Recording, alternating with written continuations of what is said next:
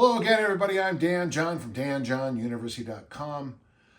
Listen, I've got a lot of emails, a lot of direct messages, a lot of other stuff about this gentleman known as the Liver King. Now, I didn't know anything about his work until a little bit ago, where someone said, "What do you think of this guy?" And I looked it up, and I met the actual Hulk Hogan when he trained here in Salt Lake City at the old demolished Deseret gym, and he had the voice like this, "Hey brother, how are you?"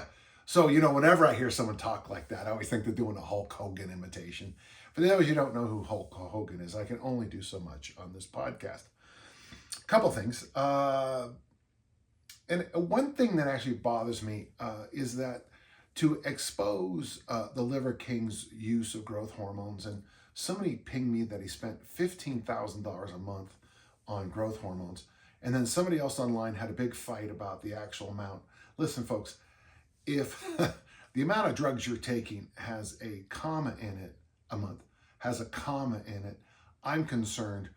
But if there's two numbers to the left of that comma, I'm even more concerned, especially if it's just to look good, or to, do whatever you're going to do. I am a little bothered about the use of a private email to expose somebody.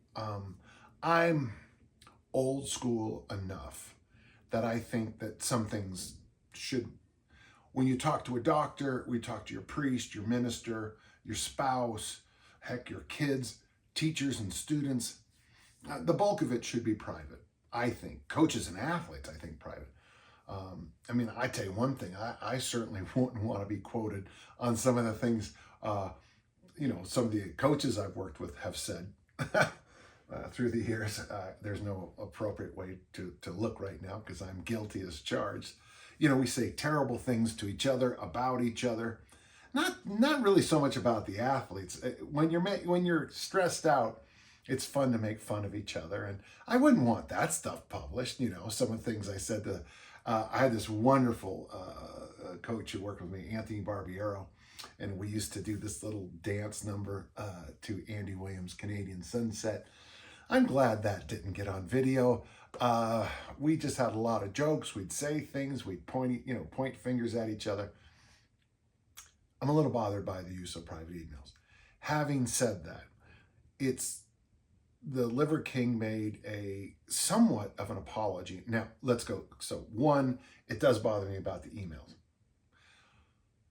His apology was, that he just let people down, which to me is that as a coach and as an administrator, I've heard that apology before. When someone has this global vanilla apology that doesn't apologize for anything. I'm a big believer in forgive and forget, but you have to tell me what I have to forget. You know what I'm saying? I got the sense he was apologizing for getting caught, which is usually what happens with steroid users. And it's interesting, in my time, guys who take drugs usually have this little, when you got caught, first off, there's always this medical condition.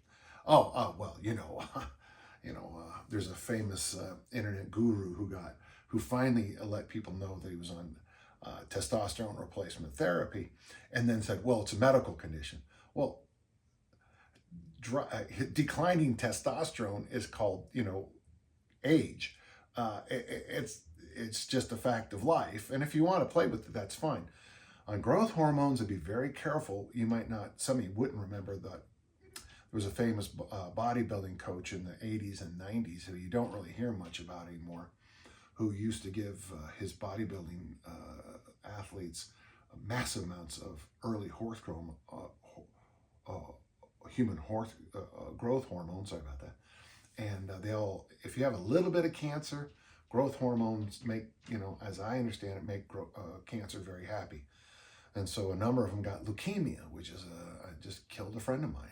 Which breaks my heart to say out loud. It was obvious to me the first time I saw him that the Liver King, that he was obviously doing something. That weird belly the modern bodybuilders are getting, there's a name for it. There's a famous podcast guy who has it. It's my brother Gary calls it a tortoise shell belly. It's a massive belly, but you can see the ab line through it. And that's usually a sign of growth hormones, of course.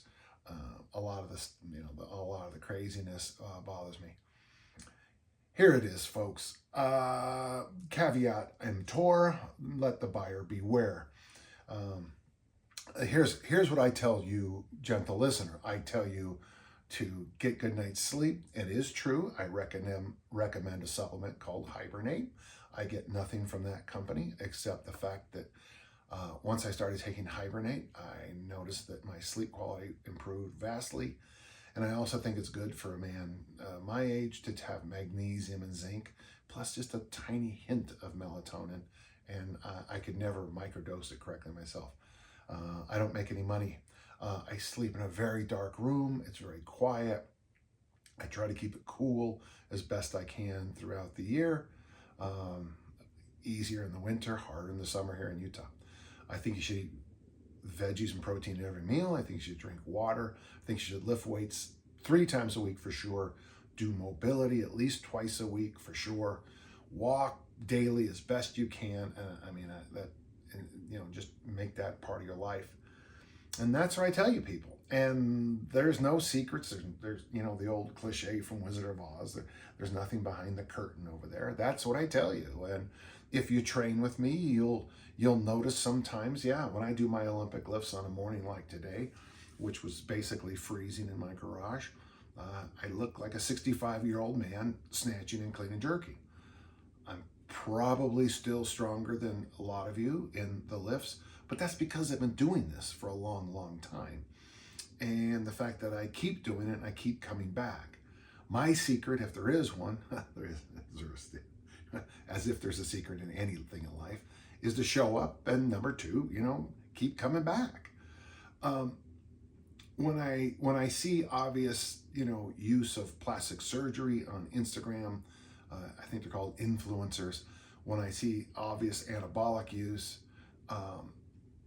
especially because I'm in the field of performance, you can look great, but if you never get drug tested because of your sport, you can kind of get away with things. And I got to tell you, drugs are more rampant than they were in the 60s, more in the 70s. The 80s were insane at the highest level, and we're back to those levels again. The ability to hide drugs is much, much easier. And, after what we know about the World Cup and the Olympics, these are organizations that, by their very heart and soul, have issues with corruption. Somebody told me that they're thinking of having the next World Football Cup in North Korea. I'm like, okay, I politically I don't agree with that. Okay, and a few other things they do. So I guess my response about the Liver King is my response is vanilla. It's not a big deal, but I thought I should at least comment on it. First, it did bother me that private emails with personal information were used to expose them. That just bothers me because I'm sure everybody's said or something in the email or something in privacy that they would regret later. And I've done it, and maybe you've done it, but that's a tough one for me. On the idea of doing, eating raw liver and testicles and all that, my opinion's going to be, come on.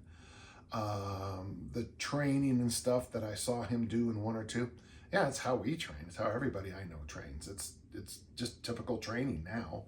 I know a lot of you who come from the Frankenstein's monster body part training paradigm, the 1975, idea of arm day or whatever that nonsense is, trapezius day, and then pretty soon it's just left trapezius. He trains in basically the way most people I know. It looks a lot like West Side Conjugate. It looks a lot like Strongman. It looks a lot like what we do in our gym every day, but we just don't have a cool name for it.